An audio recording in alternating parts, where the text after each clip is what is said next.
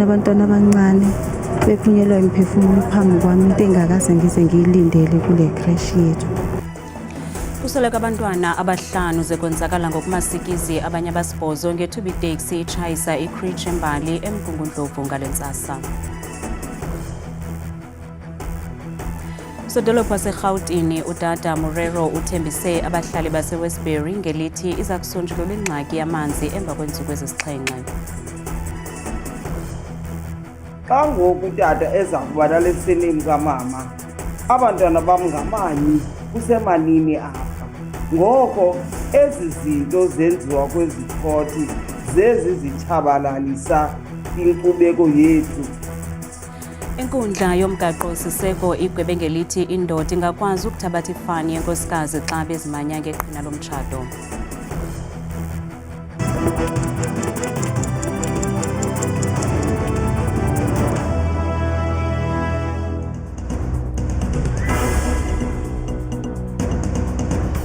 Namkele kwindaba zethu andambe ndodwa ndamba nophumza sikhumba neyitoliki yolwimi lwezandla Botani Mzontsondo.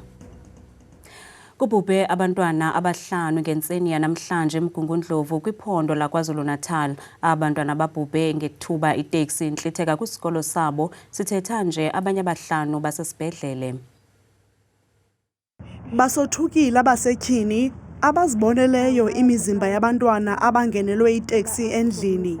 Esi siganeko senzeke ngethuba besanda kufika ecrash aba bantwana. Angazi nanokuthi ngithini, ngibona abantwana abancane bephunyelwa imiphefumulo phambi kwami, into engakaze ngize ngiyilindele kule crash yethu. Iy'ngane ziyalimala phambi kwami, into engakaze ngiyilindele, bengazitsheli nje. Futhi bengisuka nala empompini ngithi Nkosi yami ngabe ipitshi zemi, ngabe nami angikho. Ngiqale ngezwa umsindo oqhamuka phezulu wemoto engathi imoto ibifuna ukubhleka. Emva kalokho yavele yasuka imoto yandiza yazongena straight esenzokudla. Ngithe sengena esangweni ngabona iy'ngane zikhala zicela usizo, zigcwele igazi. Abajongene nezendlela KwaZulu-Natal basigxeke kabukhali esi siganeko kwaye babanga ngelithi sibangelwa kungakhathali kwabanye babaqhubi beeteksi. All I'm saying to the drivers, please correct your behavior. You need to adhere to all the rules of the road. Look at what we're sitting here with today. And I'm sure wherever he is, the driver himself is not pleased about himself. Siyezwa ukuthi amaphoyisa amthathile kuthiwa uthola imihuzo kusesibhedlela ke cakuthi ke amaphoyisa azothi mayesenza uphenyo sikwazi ukuthi sithole kahle ukuthi kwenzakaleni. Abantwana abashile bawu5 kanti ke siyezwa ukuthi abawu5 abanye baseyibhedlele. Abantwana abasindileyo kule ntlekele babalekiselwe esibhedlele kuba bonzakele.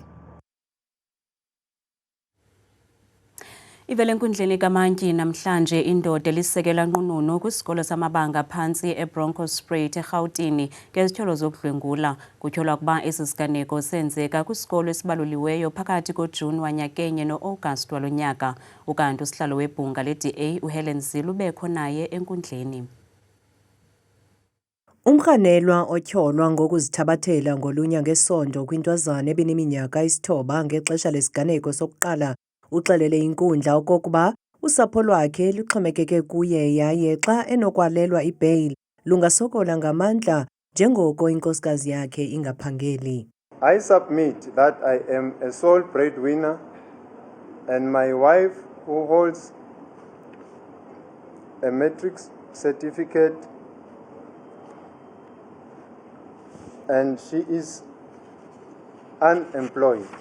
Xeshikweni ipolisa eliphanda ngetyala livakalise ukuyichasa ibail ngenxa yobuzaza bezithyolo lomtyholwa ajamelene nazo. I oppose bail. The accused is facing a Schedule 6 offense, of which is a serious offense, and if he may be convicted, he will be convicted to life in prison. Secondly, considering the sentence that he will be facing, he might be bail trial. And again, another reason is that the community is disgruntled about his conduct, and they've also signed a petition.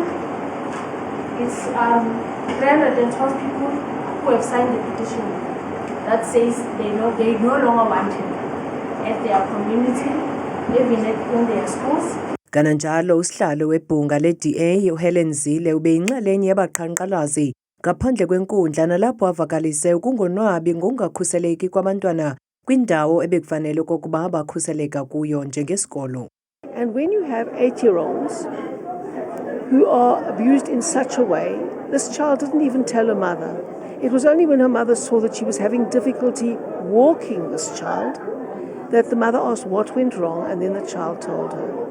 This child was keeping this thing quiet and silent, probably threatened by the older man. Ukanti ityala limiselwe umhla we-19 kule nyanga ukuze kuqhutywe ngesicelo sebheyili. Inkundla yomgaqo-siseko igwebe ngelithi indoda ingakwazi ukuthabatha ifani yenkosikazi xa bezimanya ngeqhina lomtshato, okuthetha ukuba abayeni ngoku bazakwazi ukusebenzisa ifani zamakhosikazi. Le nkundla inqinile ukuba amanye amasolotya omthetho i-Births and Deaths Registrations Act awekho semthethweni. Kunyaka ophelileyo inkundla ephakamileyo yaseFreystata yafumanisa ukuba amanye amasolotya alomthetho ahambisani nomgaqo-siseko weli kuba akawavumela amadoda asebenzise ifani zamakhosikazi. Lo mthetho uvumela abasetyhini ukuba ibe ngabo kuphela abasebenzisa ifani zabayeni babo emva kokuba betshatile. Inkundla yomgaqo-siseko igwebe ngelithi xa indoda nomfazi bezimanye ngeqhina lomtshato, indoda inalo ngoku ilungelo lokusebenzisa ifani yenkosikazi xa ifuna njalo. Kwixa elingaphambili oko bekungavumelekanga, umfazi iba nguye othabatha ifani yomyeni. Le ntsindabadala ke izokufikelela kwinkundla yomgaqo-siseko emva kokuba amadoda amabini aseFreystata aye abhenela enkundleni kuba efuna ukusebenzisa iifani zamakhosikazi wawo. Inqwarile ke namhlanje inkundla yomgaqo-siseko ngelithi amasolotya athile omthetho ojongene nokubhaliswa nokuzalwa nokusweleka, i-Births and Deaths Registration Act ngelasemzini, awahambisani nomgaqo-siseko.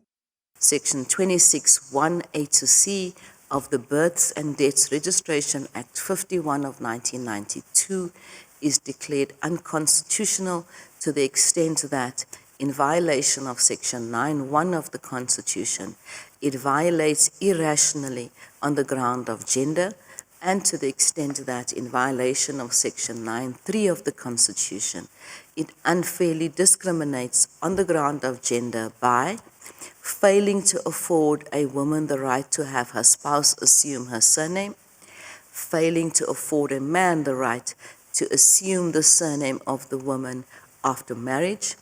U-Andre Donnelly Bowman nongomnye wabantu ababeselomba kwinkundla yomgaqo-siseko uthi unobangela wokuba athabathe esi sigqibo ebefuna ukugcina umnombo weentsapho zombini, eyakhe neyenkosikazi.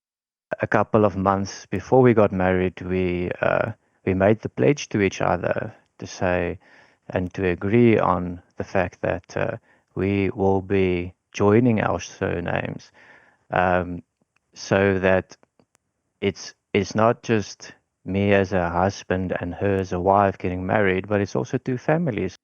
Ukanti ke isirhwarhube sengcangula kwimicimbi yenkolo kantu, ugqirha Nokuzola Mndende usigxeke kabukhali esi sigqibo senkundla yomgaqo-siseko esithi sitshabalalisa inkcubeko yethu.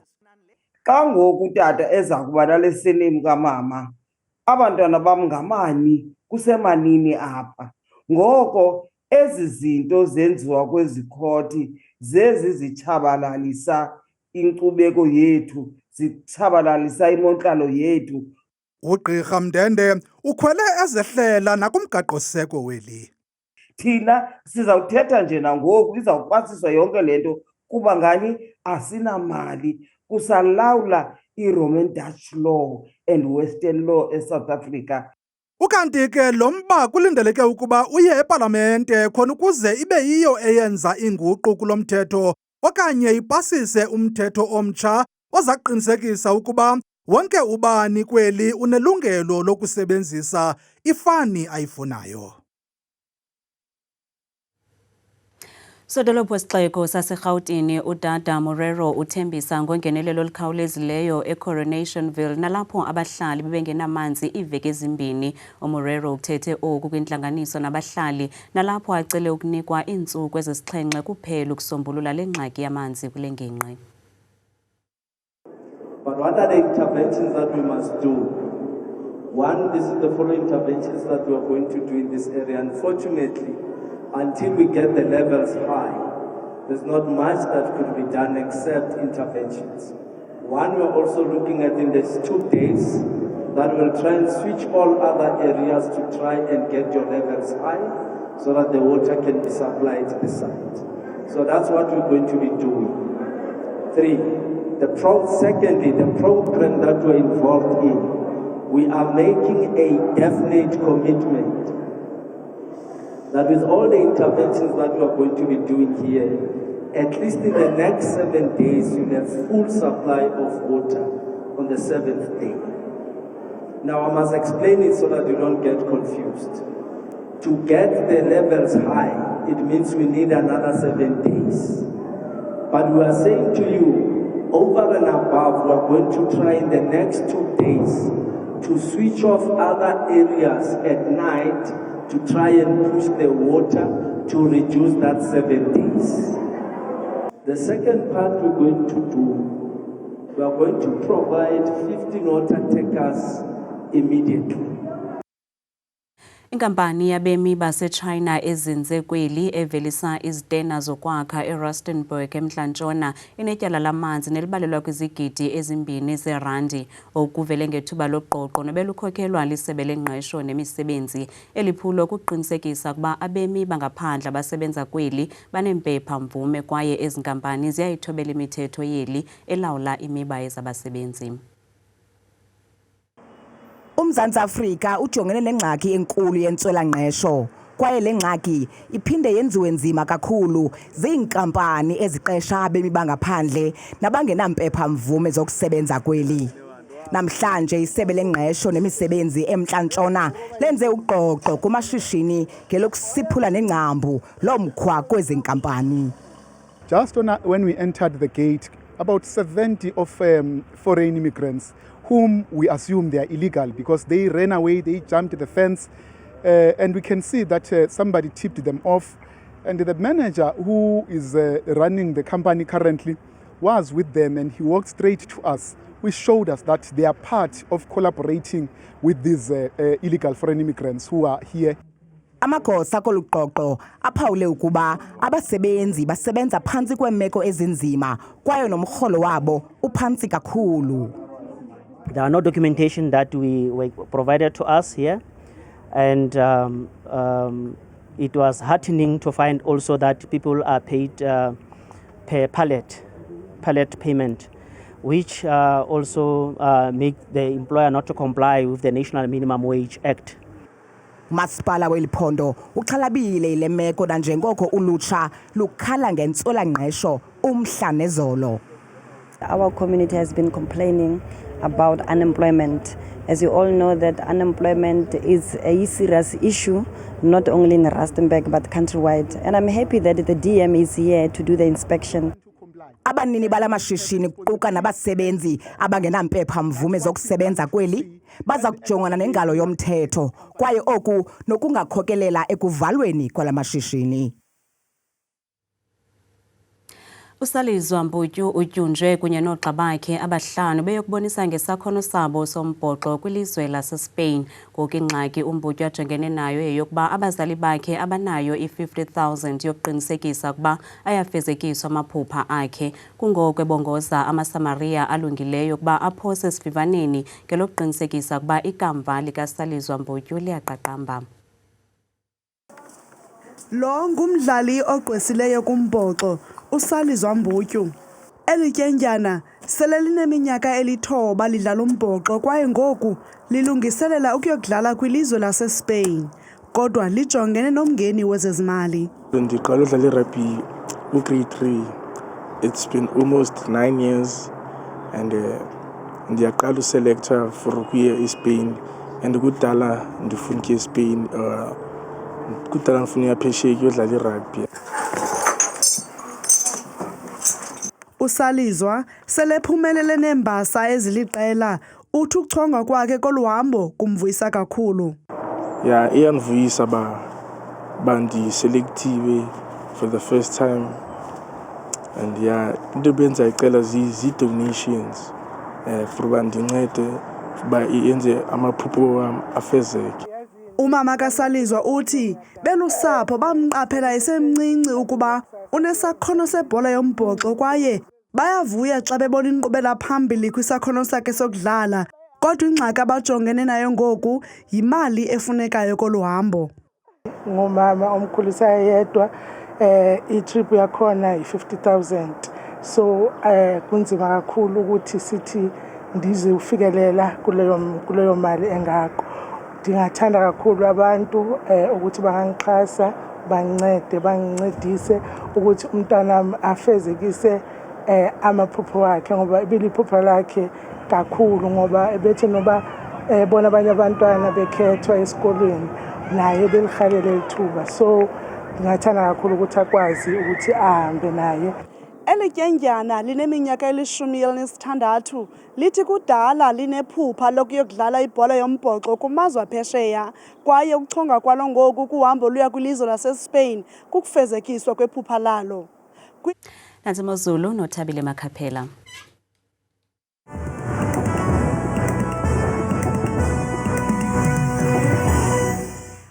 Kakhulu ke mamqwathi nomamzangwa izindabeni ndiyakubulisa mbukele ekhaya ndikwamkele kaloku ediskeni ke yoMozulu mna ngegama ndikuThabile inzwakazi yabathembu mvanje ke nansi Mozulu masivulele mbukela apha ekhaya siphawuleni kaloku bethuna iziganeko kwezemozulu ngamandla ke kuMzantsi Afrika ngokubanzi kuqhapheke kakhulu futhi ukuzuthuma kwezulu nokusibekela ukuqatha mpela futhi phaya ephondweni lasentshona koloni ngamandla futhi kwimpuma yalo njengaphaya koBeaufort West ngexesha lasekuseni kaloo mafu mpela phaya ngo-11 degrees napha koVredendal ngaselunqomeni futhi khona inkwankca noxa ke kutshisa kamnandi ngorhatya lwangomso ngama-30 nje abe nanye kanti imbukele ekhaya amaqondo wakho aphantsi naphezulu lokuqala bethuna iphondo kuphaya kaloku ephondweni lasempuma koloni ngamandla ke mfuthi ke mbukele ekhaya futhi ke kumbindi nentshona yelaphondo njengapha koBurgersdorp ngexesha lasekuseni ngo-9 degrees napha kwimpuma yelaphondo eMthatha ziintshiza nezithe gqa yonke lantsasa iyangomso imozulu bethuna ephondweni kwakhona futhi ke laphaya kaloku koFreystata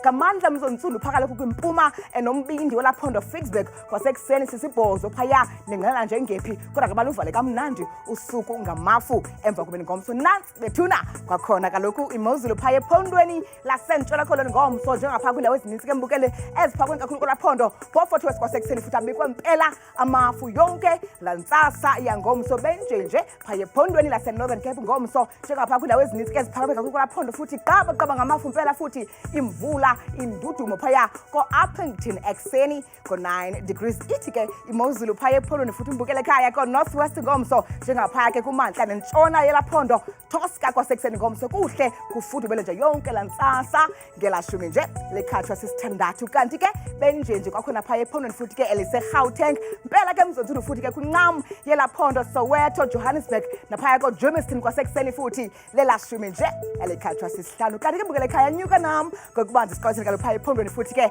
eliseLimpopo njengaphaya kaloku futhi ke kumazantsi nempuma yelaphondo Phalaburwa ngamafunja ngephi ekuseni ngomso ngelashumi nje elikhathwa sisihlanu sahle njalo sithe phaya ephondweni futhi ke lasempumalanga ngamandla ke kumantla nentshona yelaphondo zimvula zindudumo yonke intsasa eMiddleburg kanti ke beyivala beyisonga imini ngomso ngo-28 degrees vuma ke apho kaya ndiyivale ndiyisonge imozulu bethuna phaya ephondweni laKwaZulu Natal ngamandla ke kumantla welaphondo Phongola kwasekuseni qaba ngamafu ngo-17 degrees napha kwimpuma koRichards Bay kusanetha yonke intsasa mna ndikuthanda xesha lemiyoli.